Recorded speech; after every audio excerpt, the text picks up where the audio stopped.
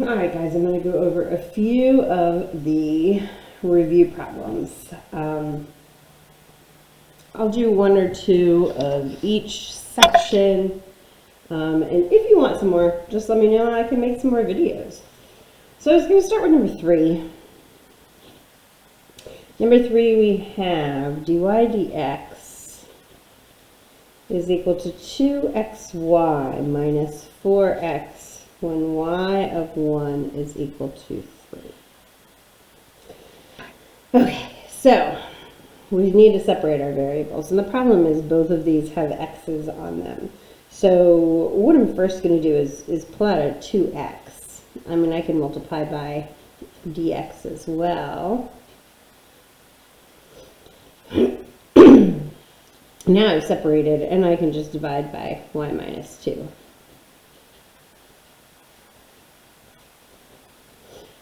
Okay, now integrate both sides.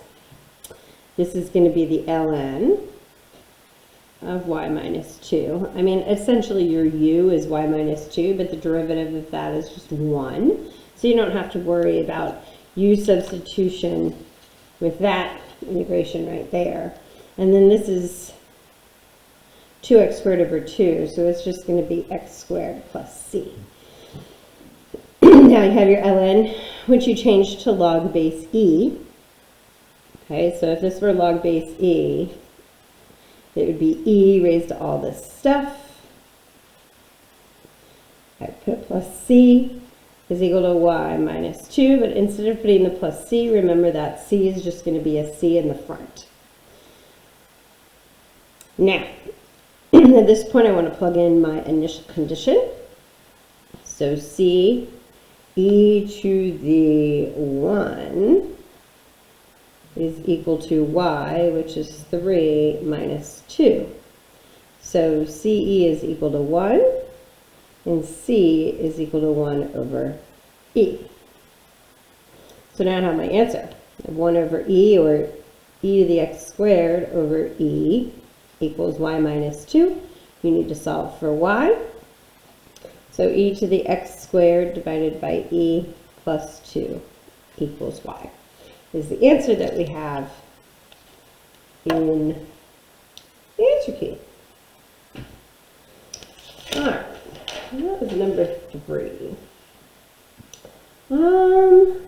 Looking at, maybe we'll do number 4.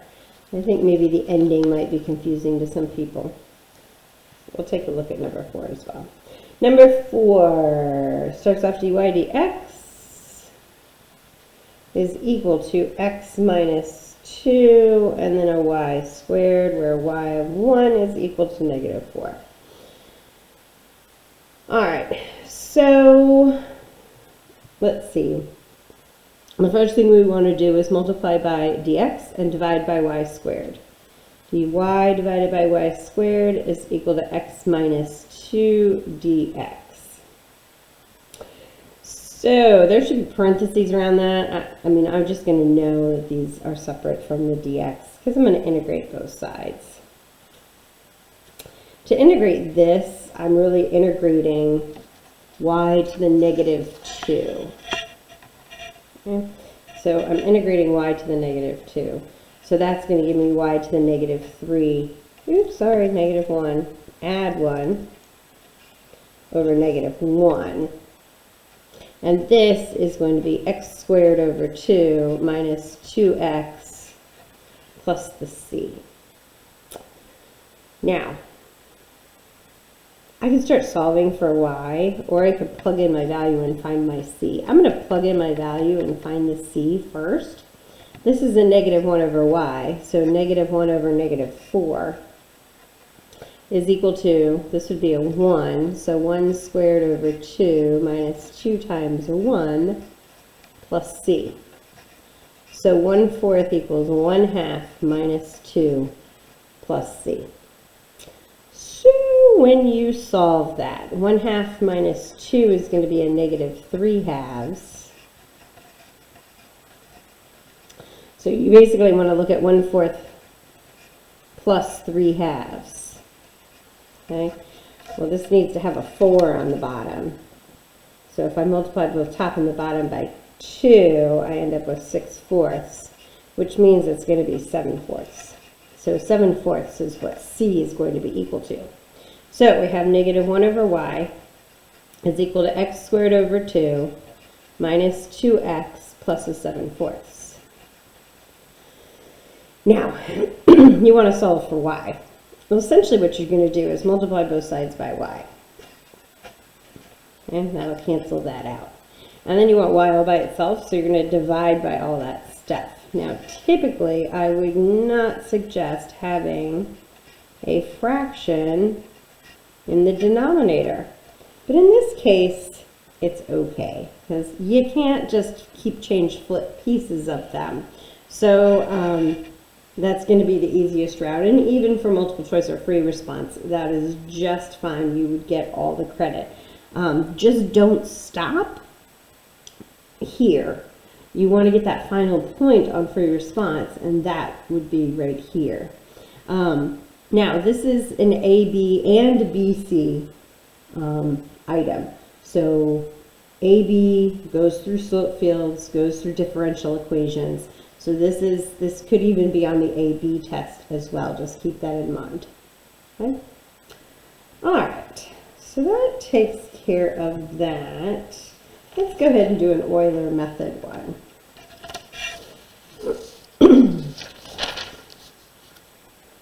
I'll just go ahead and do number 6, just because it's first. So we've got dy dx is equal to y plus x. And I told you that y of 0 equals 1. And you want to find y of 0.5, given that the change of x is equal to 0.1. All right, so the first thing we need to do is we need to draw our 4 columns. Well, 5 columns, 4 lines. So you've got your x, you have your y, you have your change of x, you have your dy dx, and you have your change of y. Okay? Now remember, x, y starts off with what they give you. So they gave us 0, 1, so we're going to put a 0 here and a 1 right here. Your change of x, 0.1.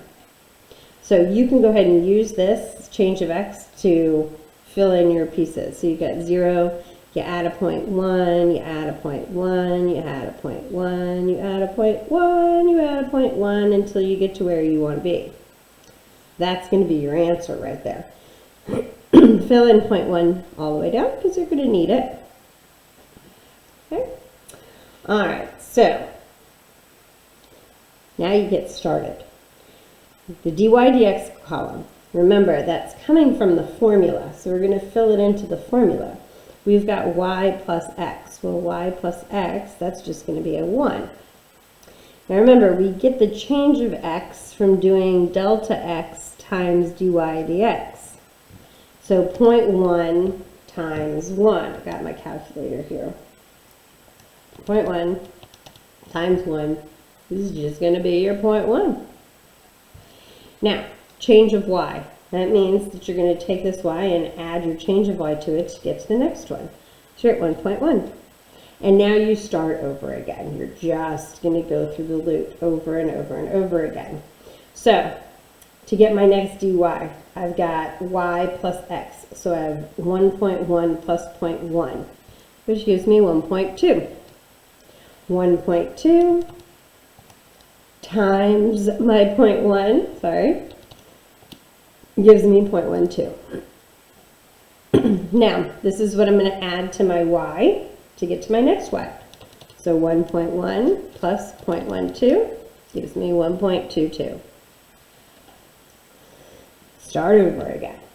1.22 minus 0.2. 1.22 plus 0.2. It's going to give you 1.42. Then we want to multiply 1.42 times 0.1. 0.142.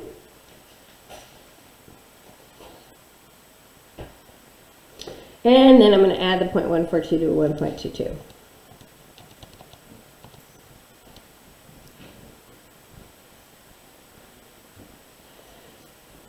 we want to do 3 decimals. So we end up with 1.362. Now just keep on going. So we've got y plus x. That's going to give us 1.622. Let's see, we got this plus 0.3. Yep, 1.622, 662, sorry. Multiply that times 0.1. You have 0.1662. Now I'm going to stay with 3 decimals, so I'm going to do 0.166. Adding that to this, 0.166 plus 1.362. Now, I got 1.528. Now, here's the deal on the AP test. If they do this and you had 0.1662 and you added that to your 1.362, I mean, at some point, decimals are going to be a little skewed. And if you have even 1 decimal off, are they going to take everything off of your answer? And the answer is no, they're not going to. As long as they're seeing the process and you're doing it right, then that's going to be just fine. There is going to be kind of a leeway. You're finding an approximation. So there is going to be a leeway with the scores at that point. And plus, remember, they're not going to have you go this far. They usually just have you go a couple of steps and you get your answer. Kind of like the AP problem we did for practice. Let's see. Another thing is if you round up on something, we haven't had to yet, but if you round up on something, round up on all of them. If you decide to truncate and just cut it off, like if you were going to make this 0.152 instead of 0.153, then make sure you're consistent. Whatever you're doing in the beginning, make sure you just follow on through all the way. Now let me go ahead and finish this problem. This plus 0.4, so 1.528 plus 0.4, I'm going to get 1.928. Multiply that by 0.1, I get 0.19. Now we've got our issue here. It's 28. So as you can see in my notes, I went ahead and made it 3. I like to round up. So I'm just going to be consistent as I do that. So add that to this, I get 1.721 as my final answer. Now make sure if you get this kind of a problem on an AP test, don't just leave your answer in the table. You want to make sure that you're going through and you're saying that y of 0.5 is approximately 1.721. You want to make sure that you're making that final statement so that they know that you know that this is the answer. It's not going to count just to circle it or do the square. As you notice on my answer key, I did specifically go ahead and put in the approximation at the end. Okay, now number 7 is got a T. It's not a big deal. You're doing all the same stuff where X would be. It's now just going to be a T. For number 8, you've got some trig going on. Again, not a big deal. All you're doing is putting in the calculator. Now make sure, I mean, we talk about this all the time, but make sure you're in radian, not my calculator, which is why it's in degree, but we're not using trig right now, and I'm not going to change it. Well, I will, because this one's Elizabeth, and she needs to be in radian anyway. All right, so make sure you're in radian mode, not in degree when dealing with calculus. All right, so let us go ahead and do number 9.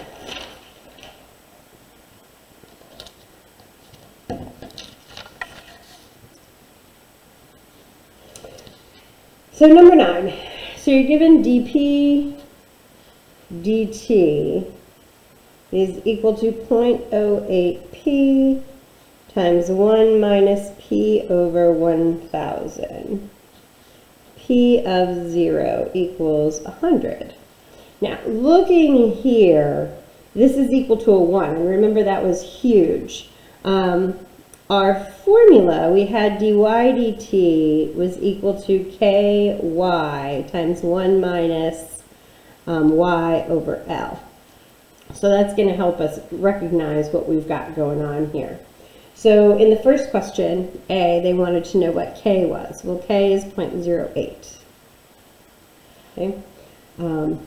Yeah, let's go ahead and write equals K so we know we've got what K is. Then the next question for B was what is the value of L? Well, since this is a 1, we can go ahead and just grab that number. It's 1,000. Okay. All right, part C. Part C says write the initial value problem of this population. So we want to write the Y equation.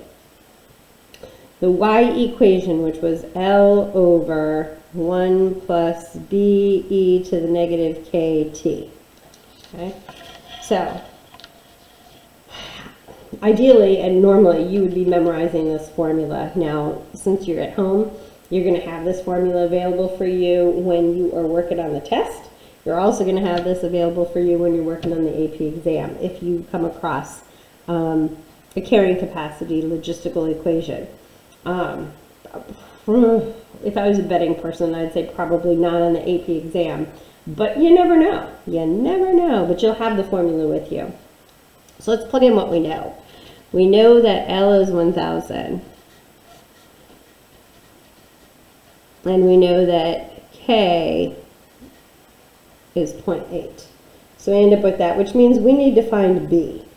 We have the K. Yay! Remember the practice problem, we didn't have the K. We do have the K now, so we just need to find the B.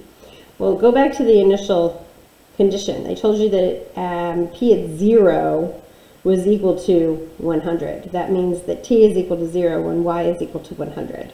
So I'm going to plug in a 100 for Y plus B. And then if T is equal to 0, that's e to the 0. Well, e to the 0 is just 1. So it's going to be plus B. So I'm going to multiply, and then I'm going to divide by 100. Well, that ends up being 1 plus B equals 10. Because if you had 1,000 divided by 100, it's just going to give you 10. So B is equal to 9. So you end up with your equation being Y is equal to 1,000 over 1 plus 9 e to the negative 0.08 t.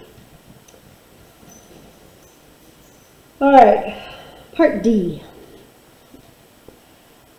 Part D says, what will be the population size when t is equal to 40? All right, well, that just means we're plugging a 40 in here. T is equal to 40. Now, I'm just going to go ahead and put that in my calculator.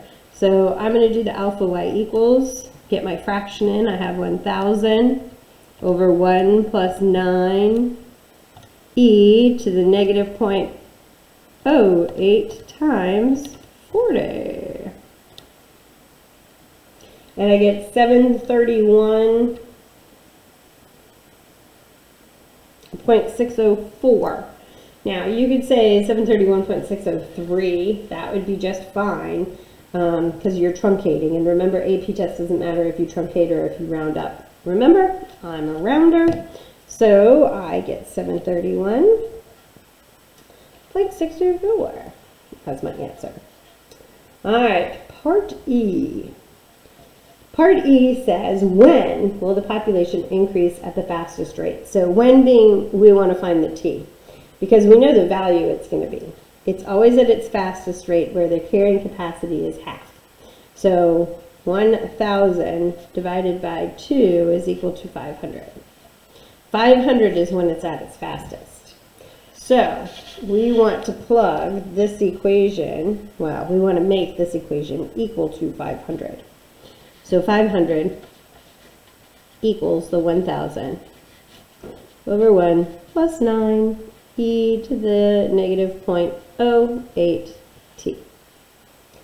All right, so the first thing you want to do is multiply both sides by 500 and then divide by 500. So you get, oh, sorry, you're multiplying both sides by this 1 plus 9 thing.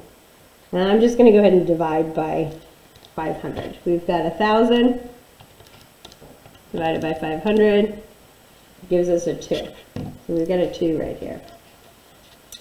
Subtract your 1 and divide by 9. So we've got e to the negative 0.08t is equal to, subtract the 1, that gives you 1, divide by 9, this gives you 1/9. Okay. Now, we need to ln both sides so that you can get this out of the exponent. ln of e is just 1.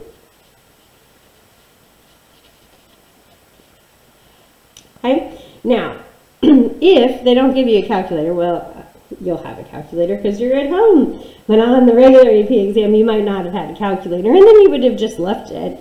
T is equal to ln of 1/9 divided by negative 0.08. Now, for a calculator answer, divided by negative 0.08, we get the answer of 27.465.